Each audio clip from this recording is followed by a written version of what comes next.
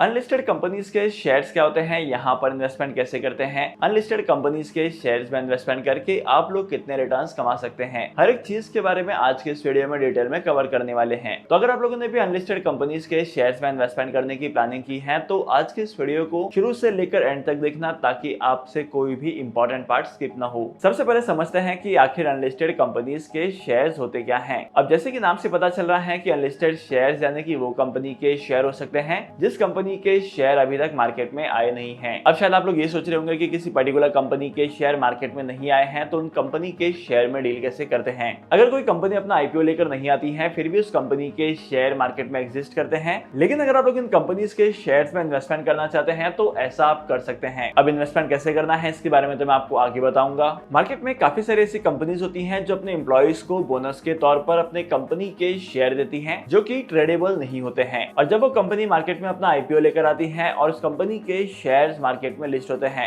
तो उस टाइम पर इनके शेयर होल्डर्स को फायदा होता है जब इनके कंपनी के शेयर की प्राइस ग्रो करती है, क्योंकि जब भी कोई कंपनी अपने एम्प्लॉय को बोनस के रूप में उस कंपनी के शेयर देती है तो उसके कॉस्ट प्राइस पर देती है या तो बेस वैल्यू पर देती है। तो इसकी वजह से अनलिस्टेड कंपनीज के शेयर यानी कि बोनस वाले शेयर्स को होल्ड करना इन इन्वेस्टर्स के लिए बहुत ज्यादा बेनिफिशियल होता है। लेकिन काफी बार क्या होता है कि ये लोग जो होते हैं वो अपने ब्रोकर के साथ कॉन्टैक्ट करके अपने अनलिस्टेड कंपनीज के शेयर्स को सेल कर देते हैं for some kind of profit. Currently market में ऐसे बहुत सारे ब्रोकर्स हैं जो अनलिस्टेड कंपनीज के शेयर्स में डील करते हैं, लेकिन यहाँ पर हर ब्रोकर हर अनलिस्टेड कंपनी के शेयर में डील नहीं करता है। कुछ पर्टिकुलर ब्रोकर्स होते हैं जो कि एक पर्टिकुलर कंपनी के शेयर में डील करते हैं। अगर आपको उन पर्टिकुलर कंपनी के शेयर में डील करना है या उस पर्टिकुलर कंपनी के शेयर में इन्वेस्टमेंट करना है तो आपको उस ब्रोकर को कांटेक्ट करना पड़ेगा जो ब्रोकर उस कंपनी के शेयर में डील करवा रहा है। और अगर आप लोग अनलिस्टेड कंपनीज के शेयर्स के लिए अप्लाई करना चाहते हैं तो प्रोसेस काफी ज्यादा सिंपल होता है। सबसे पहले आपको ये पता करना है कि आपको कौन से अनलिस्टेड कंपनी के शेयर में इन्वेस्टमेंट करना है। उसके बाद सेकंड नंबर पर ये चीज आपको पता करनी है कि उस पर्टिकुलर कंपनी के शेयर में कौन सा स्टॉक ब्रोकर डील करता है, मतलब कि उस पर्टिकुलर कंपनी के शेयर में डील करने का राइट कौन से ब्रोकर के पास है। इसके बाद आपको उस पर्टिकुलर ब्रोकर के साथ अपना डीमैट अकाउंट ओपन करना पड़ेगा जहां पर आप लोग उस कंपनी के अनलिस्टेड शेयर्स को रखेंगे, और डीमैट अकाउंट ओपन करने के बाद आपको उस पर्टिकुलर ट्रांजैक्शन का पेमेंट करना है और ब्रोकर जो है वो आपके अकाउंट में फंड्स को ट्रांसफर कर देगा,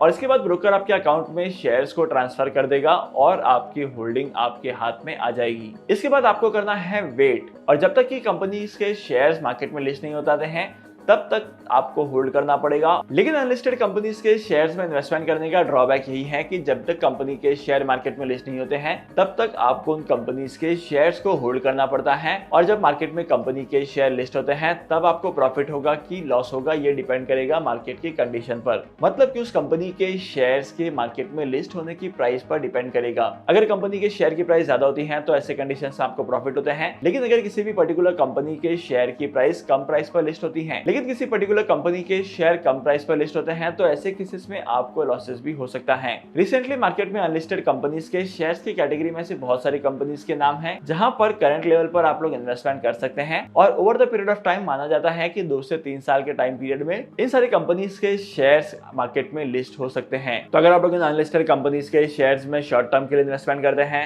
इसका मतलब यह है कि अगर आप लोग अनलिस्टेड कंपनीज के शेयर्स में इन्वेस्टमेंट करते हैं शॉर्ट पीरियड ऑफ टाइम के लिए, मतलब कि जब तक मार्केट में लिस्ट होते हैं तब तक के लिए आप इन्वेस्टमेंट करना चाहते हैं और लिस्टिंग के टाइम पर बहुत ज्यादा बेनिफिट कमाना चाहते हैं, तो आप लोगों के लिए अनलिस्टेड कंपनीज के शेयर्स का ऑप्शन सबसे बेस्ट है। लेकिन जब भी आप किसी पर्टिकुलर कंपनी के अनलिस्टेड शेयर्स में इन्वेस्टमेंट करेंगे तो आपको उस कंपनी के फंडामेंटल्स को चेक करना है, उस कंपनी के फ्यूचर फॉरकास्ट को चेक करना है और उस कंपनी के रेवेन्यूज को चेक करना है। अब आप लोग शायद ये कहेंगे कि सर किसी भी कंपनी के शेयर जब लिस्ट होते हैं तब उस कंपनी के फंडामेंटल्स का स्टडी किया जा सकता है, लेकिन अगर कोई कंपनी के शेयर मार्केट में लिस्ट नहीं है तो उसके फंडामेंटल्स को कैसे स्टडी करेंगे। आपको कौन से स्क्रीनर पर आपको अनलिस्टेड कंपनीज के शेयर्स की डिटेल मिल जाएगी मैं आपको कमेंट सेक्शन में बता दूंगा, या तो आप लोग डिस्क्रिप्शन में चेक कर सकते हैं। आई होप कि अभी तक की वीडियो में आपको अनलिस्टेड कंपनीज के शेयर्स के बारे में पता चल गया है कि अनलिस्टेड कंपनीज के शेयर्स क्या होते हैं, यहाँ पर इन्वेस्टमेंट कैसे करते हैं, और अनलिस्टेड कंपनीज के शेयर्स में इन्वेस्टमेंट करने का बेनिफिट क्या होता है। तो चलिए आज के इस वीडियो के सबसे बड़े सवाल पर आते हैं और जानते हैं कि अनलिस्टेड कंपनीज के शेयर्स में इन्वेस्टमेंट करके आप लोग कितने ज्यादा रिटर्न्स कमा सकते हैं। देखो, अनलिस्टेड कंपनीज के शेयर्स में इन्वेस्टमेंट करके आपको कितने ज्यादा रिटर्न मिलते हैं ये डिपेंड करता है मार्केट की कंडीशन पर। अगर कंपनी के फंडामेंटल स्ट्रांग है, कंपनी के रेवेन्यूज ग्रो करते जा रहे हैं, प्रॉफिट्स का अमाउंट ग्रो करते जा रहा है और आपने जिस अमाउंट पर इस कंपनी के शेयर में इन्वेस्टमेंट किया है उस अमाउंट से ज्यादा के प्राइस पर अगर लिस्ट होते हैं